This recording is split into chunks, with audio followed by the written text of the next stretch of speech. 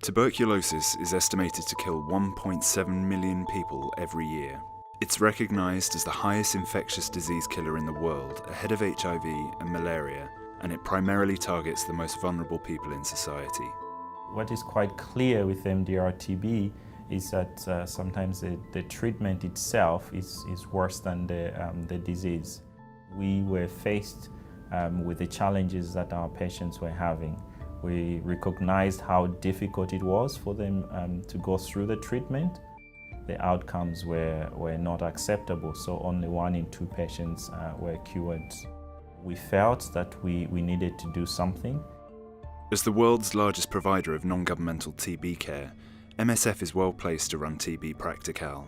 The Phase 2, Phase 3 clinical trial aims to radically improve treatment for TB patients with less toxic treatment over a shorter period of time, using more effective regimens.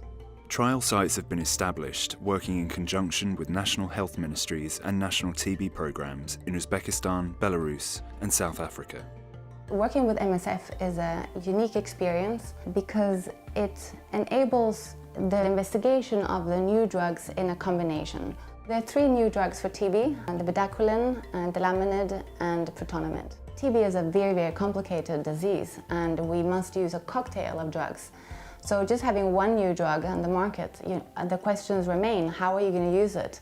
In combination with what? And so this is where an organization like MSF steps in and gives unbelievable value towards the public good.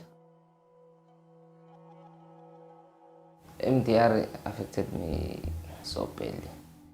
The side effects for changing of skin, losing weight, it affected me because it made me feel like I'm nothing in life. My name's Louisa Dunn. I'm a sub-investigator on the Practical trial. I am involved in meeting patients when they're first diagnosed with multi-drug resistant TB. So we meet with them and see whether they're sort of suitable to join the trial, and we call that pre-screening.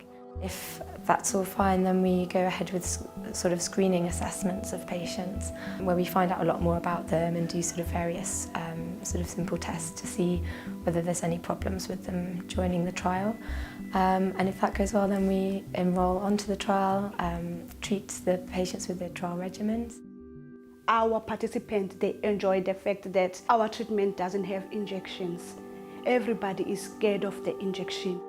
They are also happy because this treatment is very short. It is 6 months. It used to be 18 and above. It was depending on patients' recovery. As well as offering trial regimens, TB Practical also carries out public outreach work to educate local communities on tuberculosis and how to seek effective treatment.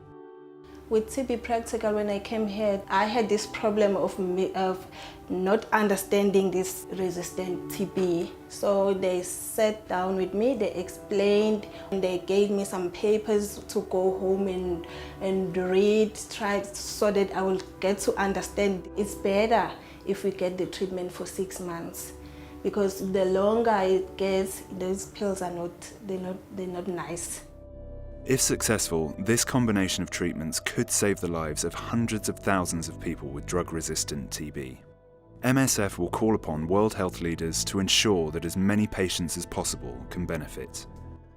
The reality is pharmaceutical companies have tended to develop individual drugs and not move to the next step of developing regimens, which is absolutely needed to be able to treat TB and MDR-TB. We haven't had new drugs for TB for the past 50 years, and now suddenly we have 3. And so, if we don't get it right now, we might lose them very quickly, and then all of this work to put into it might have been in vain, and we do not want that.